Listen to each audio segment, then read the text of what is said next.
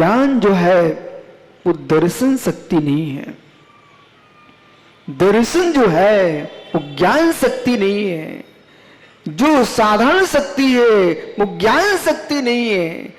जो भुक्तत्व शक्ति है वो ज्ञान शक्ति नहीं है। अभुक्तत्व शक्ति है वो ज्ञान शक्ति नहीं है, परंतु सारे शक्तियों को जाननहारा ज्ञान शक्ति है।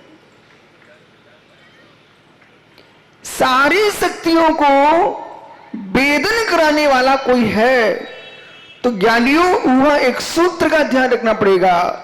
अनेक स्वभाव मध्य ज्ञानाख्या परम स्वभाव गृहीत्वा। अनेक स्वभावों के मध्य में ज्ञान को जब परम स्वभाव में देखते हैं तो आत्मा मात्र एक ज्ञान शक्ति संपन्न है। लेकिन ज्ञान शक्ति दर्शन शक्ति मात्र दो शक्तियां चेतन शक्ति हैं।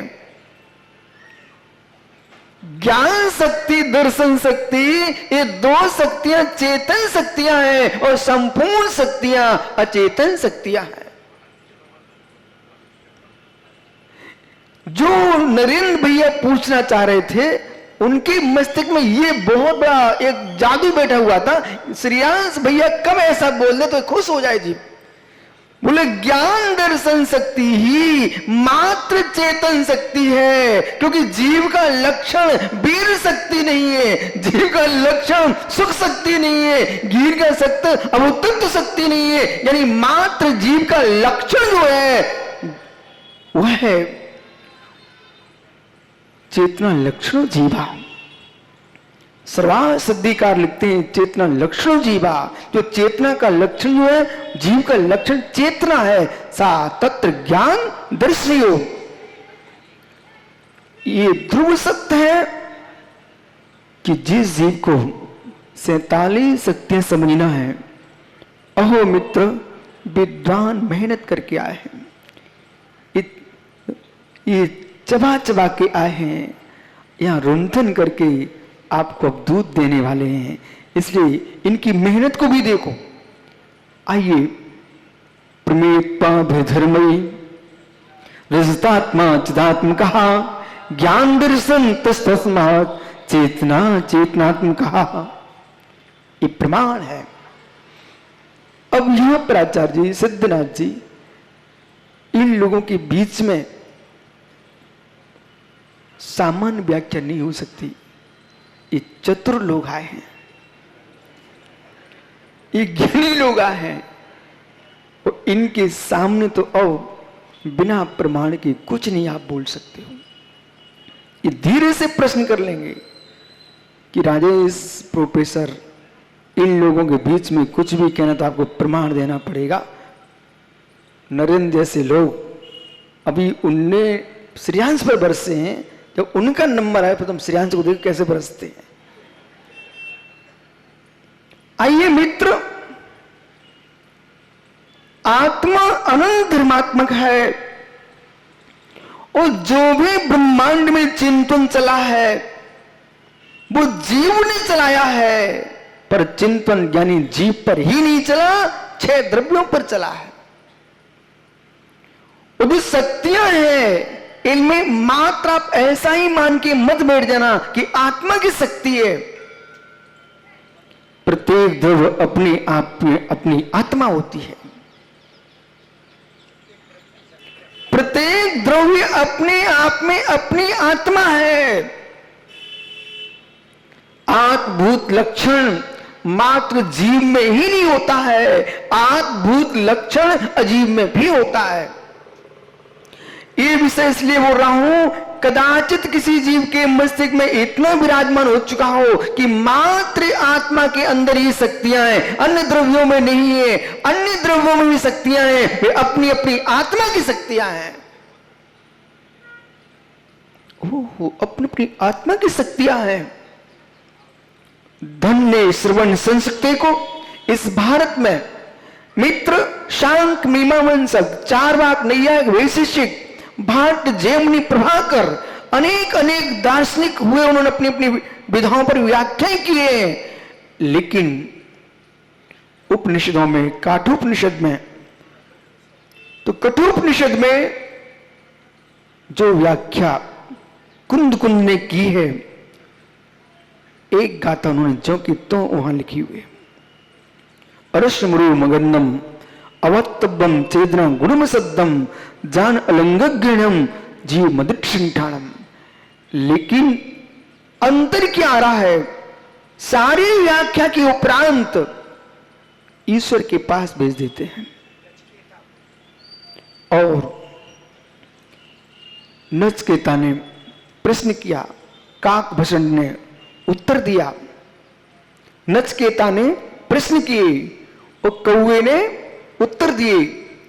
अब यहां गहरे में आपको यह जाना है कि आत्मा में जो सुख शक्ति है, वीर शक्ति है, अवक्तत्व शक्ति है, इनमें जो पंडित साहब श्रेयांश कह रहे थे कि आत्मा जो है वो ज्ञान है, ज्ञान जो आत्मा है, न योगान न सर्वथा। यदि अब नरेंद्र भैया मैं अपनी तरफ से इनको छेड़ता हूं, यदि हे जीव आत्मा और ज्ञान एकत्व में चला गया तो लक्ष्य लक्षण क्या होगा? इसलिए आत्मा और ज्ञान एक नहीं है।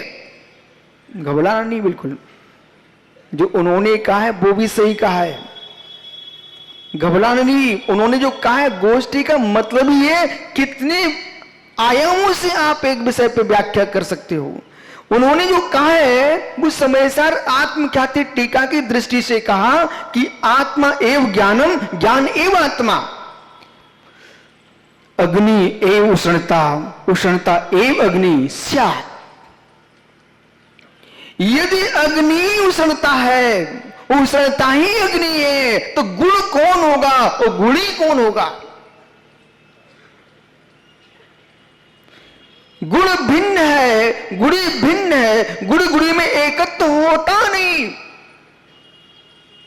गुण गुणी में एकत्व होता नहीं। और गुण गुणी में एकत्व हो जाएगा तो लक्षण का अभाव हो जाएगा, और लक्षण का अभाव हो जाएगा तो संपूर्ण द्रव्य एकात्मक हो जाएंगे। गुण गुणी में भेद है, गुण गुणी में भेद है, गुण गुणी में भेद है कबलानी। और आप जितने श्रोता यहां विराजे हैं, ये मत सोचना आज क्या हो गया है, आज ये हो गया है कि गरिष्ठ लोग आए हैं। गुण गुणी में भेद नहीं है, स्यात्, गुण गुणी में भेद ही है, स्यात्, अभेद ही है, स्यात्। ज्ञाना भिन्नो च भिन्नो भिन्ना भिन्न कथंचना ज्ञानम पूर्व परिभूतम सोश्चात्मेति कीर्तितः। स्वरूप संबोधन के 25 श्लोक सारे लोगों कंठमाला होना चाहिए। इस ग्रंथ पर भी गोष्ठी हुई थी इंदौर में, इस ग्रंथ पर भी श्रेयांश पंडित जी आप गोष्ठी कर चुके हो इंदौर में। और जब इंदौर में इस ग्रंथ पर गोष्ठी हुई थी उसमें पूरे देश में एक ही समाचार थे कि आज भी न्याय पर गोष्ठी हुई है। यहां तक कि आचार्य विद्यानंद महाराज जी के दिल्ली से समाचार आए थे कि मुझे बहुत खुशी है कि आज भी विशुद्ध सागर न्याय पर गोष्ठी करा रहे हैं, क्योंकि जो स्वरूप संबोधन ग्रंथ है वो न्याय से भरा अध्यात्म है। पहली गोष्ठी स्वरूप हुई थी जो आपकी टोड़ी पते रविवार में, उस समाधि तंत्र इष्टोपदेश पर हुई थी। आइए 2 श्लोकों पर पूरा आपका सिद्धांत टिका हुआ है। आत्मा में एक प्रश्न भी बीच में आया था तो पंडित ने कहा गुरुजी बताएंगे। हे मित्र, आत्मा में अचेतन शक्ति भी है, अचेतन धर्म भी है। वो अचेतन धर्म जो है, तो यहां प्रश्न ये था कि साधारण वो असाधारणपना कैसे? फिर द्रव्य में साधारण धर्म भी असाधारण होता है, द्रव्य में साधारण धर्म भी असाधारण होता है। जैसे आकाश का धर्म अवगाहनत्व है, पर शेष द्रव्य अवगाहन देते हैं। जब शेष धर्म अवगान देते हैं तो सर्वार्थ सिद्धि ग्रंथ में आचार्य पूज्यपाद स्वामी से प्रश्न किया, प्रभु जब आकाश का असाधारण धर्म अवगानत्व है तो फिर ये जीव भी अवगान देता है, पुद्गल भी अवगान देता है, धर्म अधर्म में भी अवगानत्व हो रहा है, ये परस्पर में मिले हुए हैं, फिर आपका असाधारणपना कैसा? बोले ज्ञानी यही असाधारणपना है, उसका साधारण धर्म ही असाधारण है। इसी प्रकार से आत्मा में जो असाधारण धर्म है वो चेतनत्व है। असाधारण धर्म चेतनत्व है, पर साधारण धर्म अचेतनत्व है। अस्तित्व, वस्तुत्व, प्रमेयत्व ये असाधारण धर्म है, साधारण धर्म नहीं है। साधारण धर्म ये चेतनत्व मात्र असाधारण धर्म है। अस्तित्वम, वस्तुत्वम, प्रमेयत्वम, अग्रलोकत्वम, प्रदेशत्वम, चेतनत्वम, अचेतनत्वम, मूर्तत्वम, अमूर्तत्वम, इनमें जो चेतनत्व धर्म है वो भी आत्मा का सकथंचित साधारण धर्म है। पंडित साहब ध्यान दो ना, फिर आप कहो क्या बोल दिया महाराज जी ने। चेतनत्व जो है कथनचित वो भी साधारण धर्म है। जो धर्म सभी द्रव्यों में समान रूपता रखता हो उसका नाम साधारण धर्म है, और जो धर्म विशेष धर्म में होता है उसका नाम असाधारण धर्म है। अब देखिए, जो अस्तित्व है, कौन सा द्रव्य जिसमें अस्तित्व नहीं है? संपूर्ण द्रव्य में अस्तित्व होता है, वस्तुत्व होता है, प्रमेयत्व होता है, अग्रलघुत्व होता है, प्रदेशत्व होता है। अब चेतनत्व जो है वो जीव का असाधारण धर्म है। सात साधारण क्यों कहा? उपचरित अशुद्धभूत व्यवहार ने से हे जीव, ये कर्म नो कर्म भी जीव है। उपचरित असद्भूत व्यवहार नहीं से आत्मा भी अचेतन है। वो उपचरित असद्भूत व्यवहार नहीं का यदि आप लोगों ने प्रत्याख्यान कर दिया, उपचरित असद्भूत व्यवहार नहीं का यदि आप लोगों ने प्रत्याख्यान कर दिया, मतलब छोड़ दिया, तो ज्ञानी जगत में कोई भी महाव्रतों का पालन नहीं होता, धर्म का पालन नहीं होता है, अहिंसा का पालन नहीं होता है। अभी आप घबराओ नहीं, मैं अभी साधारण संत व्याख्या, जब अकर्तृत्व की व्याख्या करूंगा तो आपको सब उल्टा ही दिखाई देगा। अब उत्तुक्ति की व्याख्या करें तो उल्टा ही दिखाई देगा। पर जो भी अहिंसा का पालन हो रहा है भैया, जो भी अहिंसा का पालन हो रहा है डॉक्टर साहब, उपचरित अशुद्धभूत व्यवहार ने का विषय बनता है, क्योंकि दो द्रव्यों के सहयोग से जो एक द्रव्य कहा जाता है वो उपचरित का काम है, अनुपचरित का काम नहीं है। आप जो मनुष्य हो, हे जीव, आप मनुष्य जीव हो, एक उपचरित का काम है, अनुपचरित का। दो द्रव्यों के सहयोग से असमान जाति पर्याय का जो पड़मन हो रहा है, ये उपचरित अशुद्धभूत व्यवहार का विषय बनता है। इसलिए ज्ञानियों, आप जो मनुष्य हो, त्रियंश हो, देव हो, नारकी हो, 84 लाख योनियां है, इस यांश में यह उपचरित अशुद्धभूत व्यवहार से अहिंसा का पालन इसी से होता है। इन्हें जीव नहीं मानोगे तो अहिंसा कैसे? इसलिए जो प्राणी एकांत से उपचरित असद्भूत को असत्यार्थ बोलते हैं, वे असत्यार्थ बोलते हैं। नए अवस्तु में नहीं लगता, नए वस्तु में लगता है।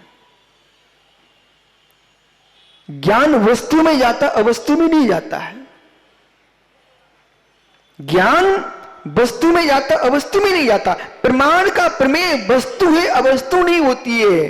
प्रमाण का प्रमेय वस्तु होती, अवस्तु नहीं होती है। जो प्रमाता जानेगा वो प्रमा को जानेगा, जो वक्ता जानेगा वो प्रमेय को जानेगा, प्रमा से जानेगा, प्रमिति क्रिया में जानेगा। इसलिए आत्मा में 47 शक्तियां ही क्यों? यानी आत्मा में 47 शक्तियां, ये तो निश्चित हो गया। एक शक्ति दूसरी शक्ति रूप नहीं है और ज्ञान आत्मा एक नहीं है। यदि ज्ञान आत्मा को एक कर दोगे तो व्यतिकीर्ण वस्तु व्यावृत्ति हेतु लक्षणम, व्यतिकीर्ण वस्तु व्यावृत्ति हेतु लक्षणम, क्योंकि ये परम सत्य श्रेयांश पंडित साहब, ये जगत के अध्यात्म प्रेमियों को आपको समझाना पड़ेगा। अध्यात्म विद्या को जितना गहनतम समझना चाहते हो तो न्याय विद्या का बोध करना पड़ेगा।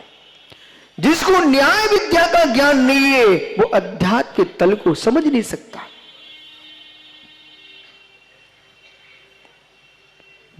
अभिन्नत्व होने पर भी